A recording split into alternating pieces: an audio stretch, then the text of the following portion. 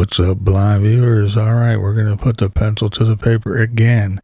This time, I'm going to show you how I draw a realistic eye.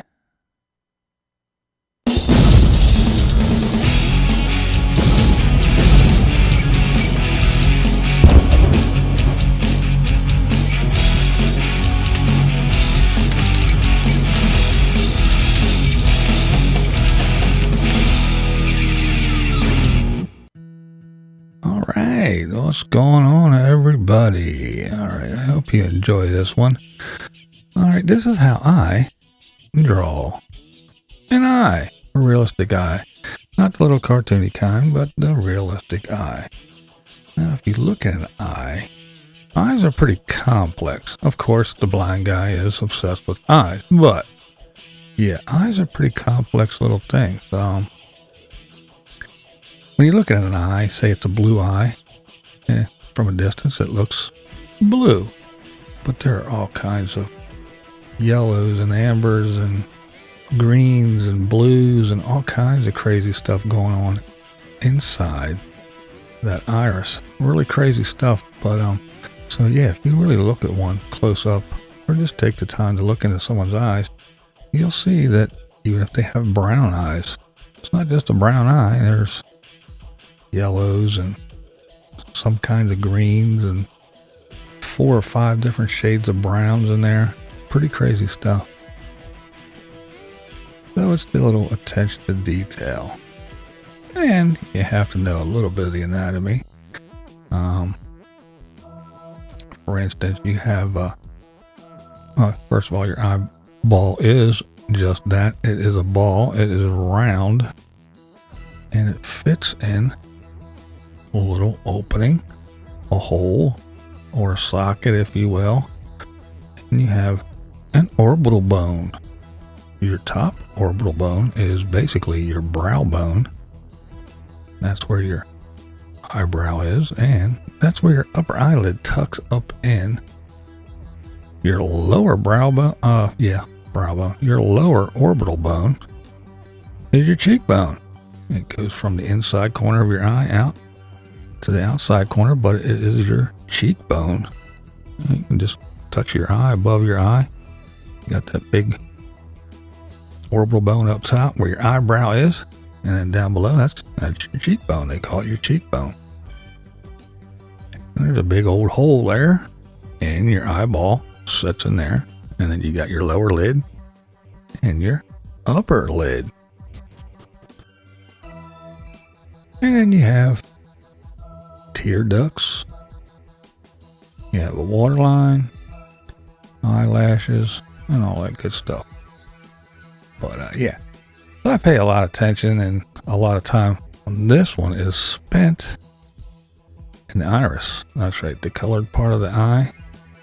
Yeah, because it's crazy. You can go nuts with these things. Now, if you pay attention, it's looking a little dark and all kind of crazy and muddy and looks weird. But later on, if you keep watching, you'll see that it'll lighten up, clear up, blend in together, and look more moist. I know a lot of people don't like that word, moist. But yeah, it'll look wet. It'll look a little bit shiny.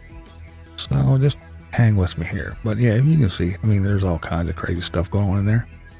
But that's what it looks like. Oh yeah, drawing eyes are wild. I enjoy it a lot. I also got to remember that up at the top there, you'll get a little bit more of a shadow and a darker color because your eyelid and your eyebrow actually hangs over your eye. It's not, everything's not flat. And that is the hardest thing. Maybe not the hardest, but one of the hard things about taking something and putting it on a flat piece of paper and giving the illusion that it's either jutting out towards you or sunken in. So hopefully I can accomplish that as we progress.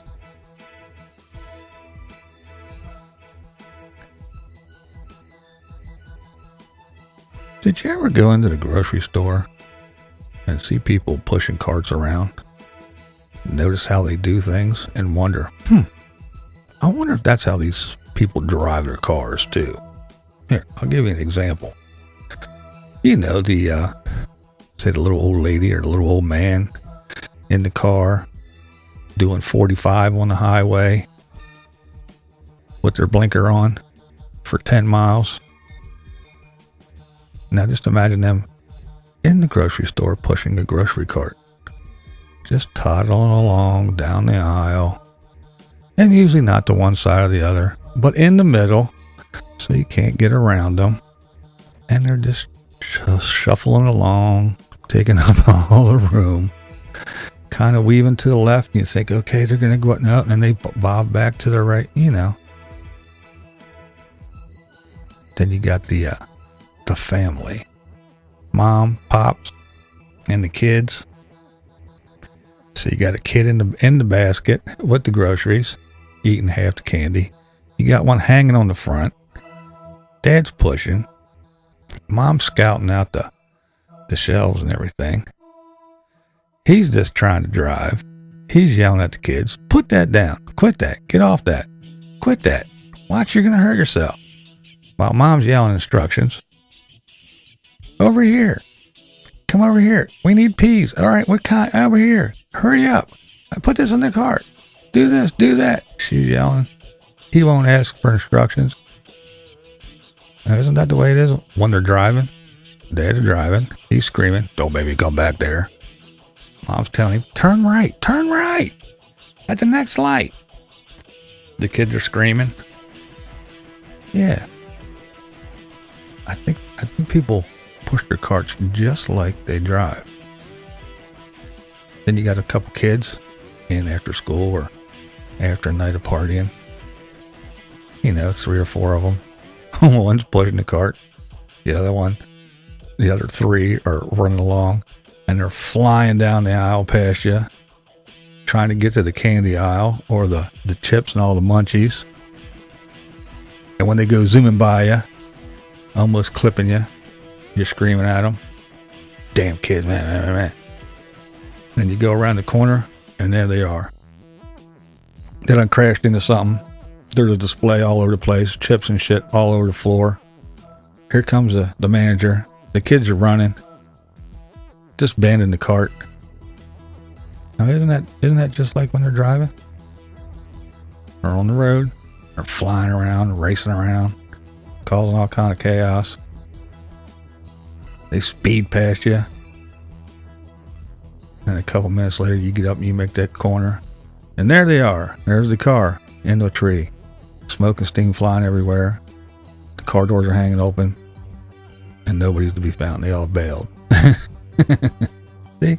They drive just like they push their grocery cart.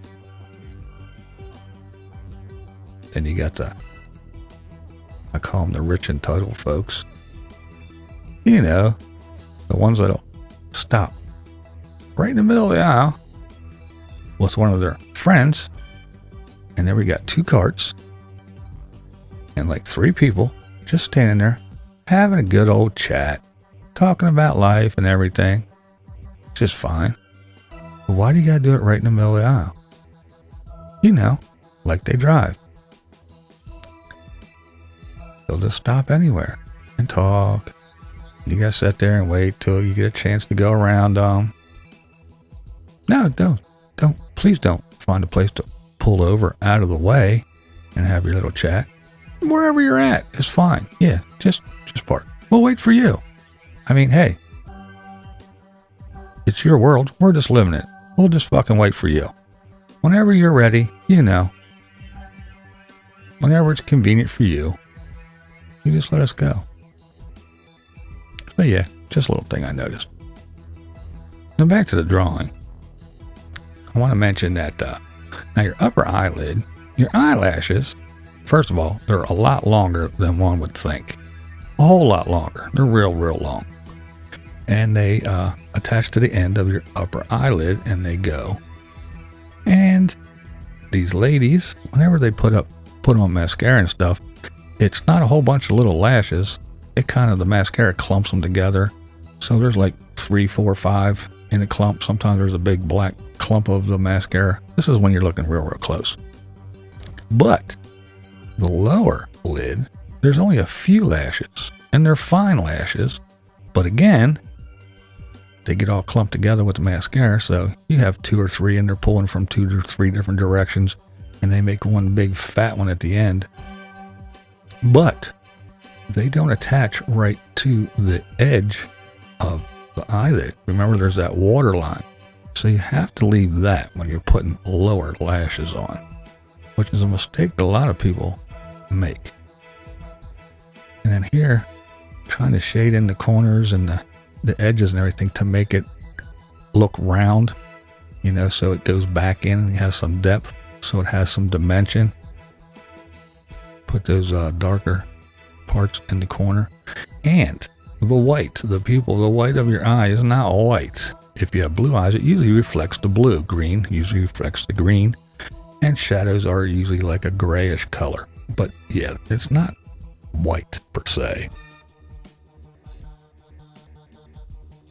And putting those colors or shadows deep in the corners and then below and up top and everything, it makes it look round on that flat paper.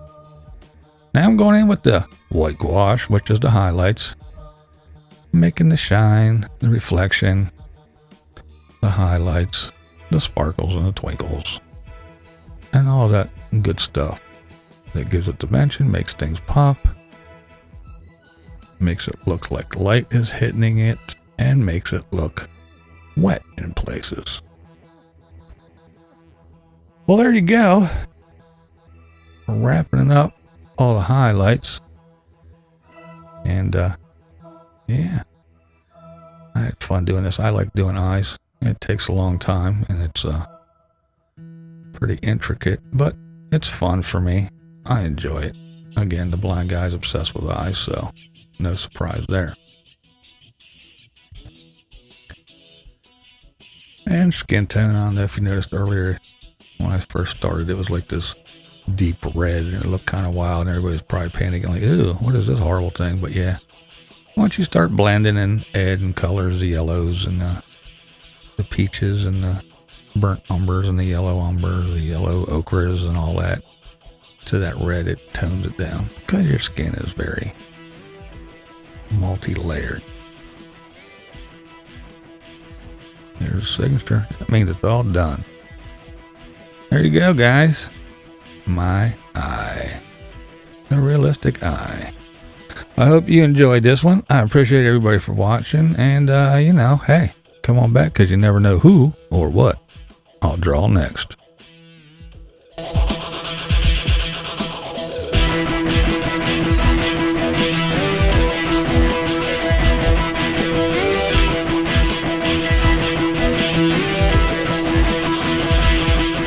What we do here is go back.